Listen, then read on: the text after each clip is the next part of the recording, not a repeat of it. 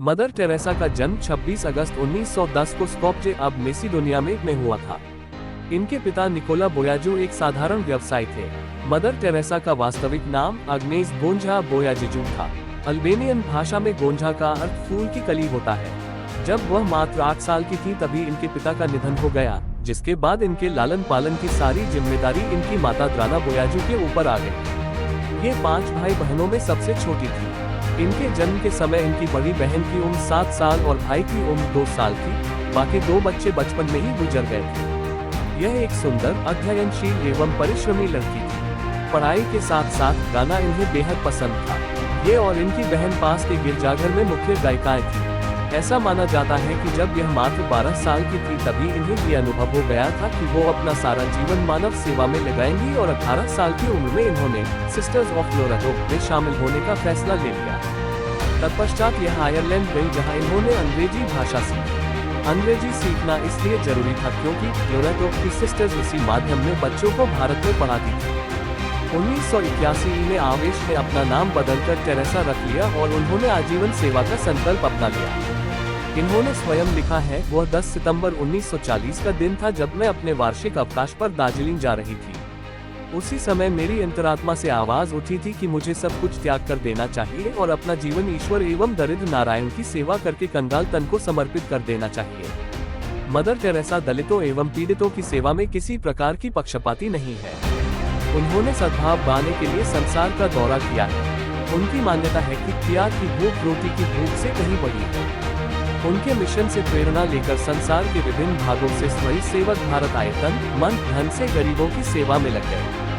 Mother Teresa का कहना है कि सेवा का कार्य एक कठिन कार्य है और इसके लिए पूर्ण समर्थन की आवश्यकता है। वही लोग इस कार्य को संपन्न कर सकते हैं जो प्यार एवं सांत्वना की वर्षा करे, भूखों को खिलाए, बेघर वालों को शरण दे, दम तोड़ने वाले बेबसों को प्यार से सहलाए, अपाहिजों को हर समय हृदय से लगाने के लिए तैयार रहे। मदर टेरेसा को उनकी सेवाओं के लिए विविध पुरस्कारों एवं सम्मानों से विभूषित किया गया है।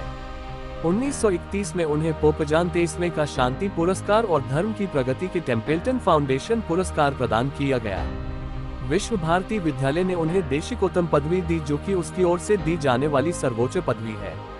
अमेरिका के कैथोलिक विश्वविद्यालय ने उन्हें डॉक्टरेट की उपाधि से विभूषित किया।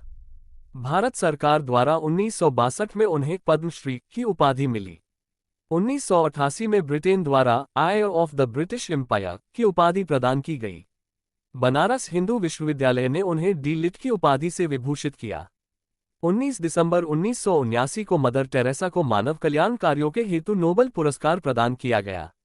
वह तीसरी भारतीय नागरिक है जो संसार में इस पुरस्कार से सम्मानित की गई थी।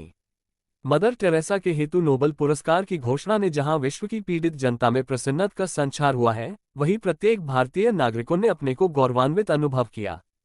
स्थान स्थान पर उनका भव्य स्वागत किया गया।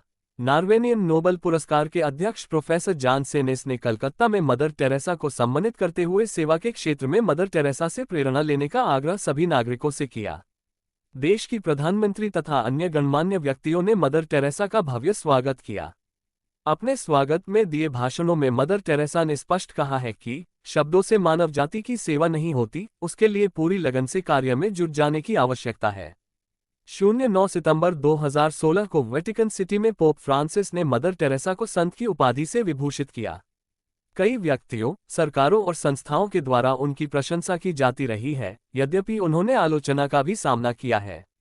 इसमें कई व्यक्तियों जैसे क्रिस्टोफर हिचन्स, माइकल परेंटी, अरूप चटर्जी, विश्व हिंदू परिषद द्वारा की गई आलोचना शामिल हैं, जो उनके काम धर्मांतरण के विशेष तरीके के विरुद्ध थे। इसके अलावा कई चिकित्सा पत्रिकाओं में भी उनकी धर्मशालाओं में दी जाने वाली चिकित्सा सुरक्षा के मानकों की आलोचना की गई और अपारदर्शी प्रकृति के बारे में सवाल उठाए गए, जिसमें दान का धन खर्च किया जाता था।